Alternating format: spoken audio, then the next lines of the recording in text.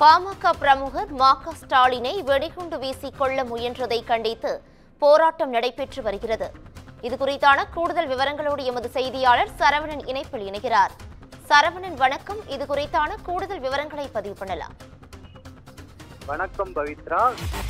தஞ்சாவூர் மாவட்டம் ஆடுதுறை பேரூராட்சி தலைவராக மா.க. ஸ்டாலின் இன்று பேரூராட்சி அலுவலகத்தில் கட்சியினருடன் ஆலோசனை கூட்டத்தில் ஈடுபட்டு கொண்டிருந்த போது திடீரென காரில் வந்த கும்பல் வெடிகுண்டு வீசி அறிவாளால் தாக்குதலில் ஈடுபட்டன. இதில் அங்கு இருந்த இளையராஜா, அருண் காயம் ஏற்பட்டு மருத்துவமனைக்கு அனுப்பி வைத்தன. வெடிகுண்டு வீசும்போது நூல் நிலையில் உயிர் தப்பியதால் மா.க. ஸ்டாலின் அங்கிருந்து தப்பி பாதுகாப்பான இடத்துக்கு சென்றதாக தகவல் கூறுகின்றன. அறிந்தும் அங்கு பாட்டாளி மக்கள் கட்சியினர் மற்றும் பொதுமக்கள் ஏராளமான கூடியதால் பரபரப்பு சூழலும் ஏற்பட்டது. இந்த சம்பவம் அடுத்து கொலை முயற்சியில் ஈடுபட்ட கும்பலை கைது செய்ய வலியுறுத்தி பாட்டாளி மக்கள் கட்சியினர் கும்பகோணம் மயிலாடுதுறை சாலையில் சாலை மறியலில் ஈடுபட்டு வருகின்றன. இந்த நிலையில் தகவல் அறிந்து ஆடுதுறையில் உள்ள அனைத்து கடைகளும் அடைக்கப்பட்டு இயல்பு நிலை பாதிக்கப்பட்டுள்ளதாகவும் போலீசார் குறிக்கப்பட்டுள்ளன.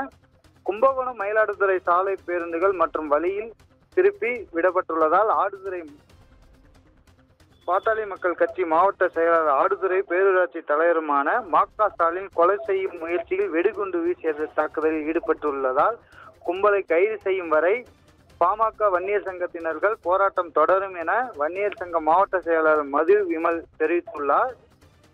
1 மணி நேரத்துக்கு மேலாக சாலை மறியல் நடந்து வருகின்றன.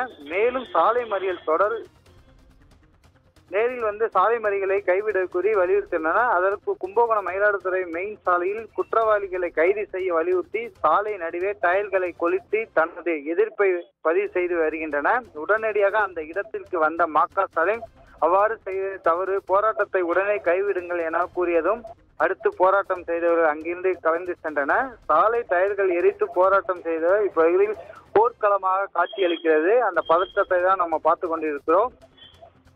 பவித்ரா, கூடுதல் விவரங்களுக்கு நன்றி சரவணன்.